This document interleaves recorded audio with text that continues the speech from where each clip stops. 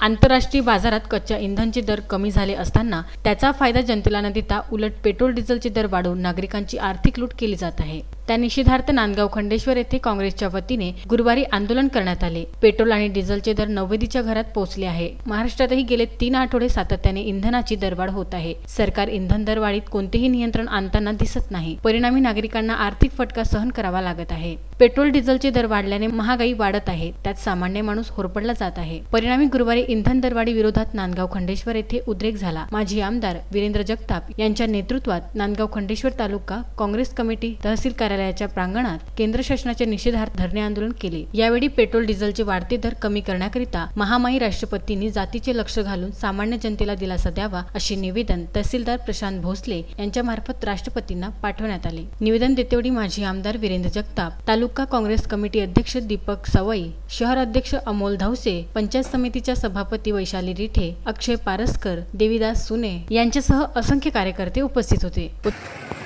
2014 मध्ये जेव्हा पेट्रोलच्या किमती 80 रुपये आणि डिझेलच्या किमती 70 रुपये झाल्या होत्या प्रति लिटर, तेव्हा आंतरराष्ट्रीय बाजारात क्रूड तेलाचे, कच्च्या तेलाचे भाव $120 प्रति बॅरल होते।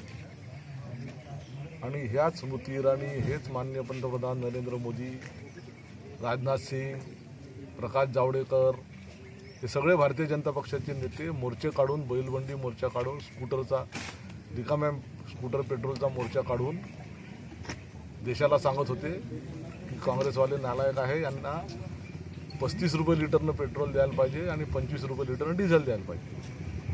आता आंतरराष्ट्रीय बाजारातले कच्च्या तेलाचे भाव हे 45 ते 40 रुपये पर डॉलर पर बॅरल आहे।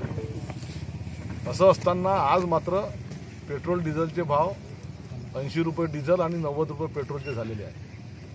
काँग्रेसच्या काळात $120 पर बॅरल, आता $40 पर बॅरल, तिप्पट भाव आंतरराष्ट्रीय बाजारातले कमी झाले असताना सुद्धा त्याचा फायदा भारतातल्या जनतेला, गाडी मालकांना, स्कूटर चालकांना, मोटरसायकल चालकांना, चारचाकी वाहनधारकांना मिळायला पाहिजे असताना सरकार। उत्तम ब्राह्मणवाडे, सागर सव्वालाखे, विदर्भ न्यूज, नांदगाव खंडेश्वर।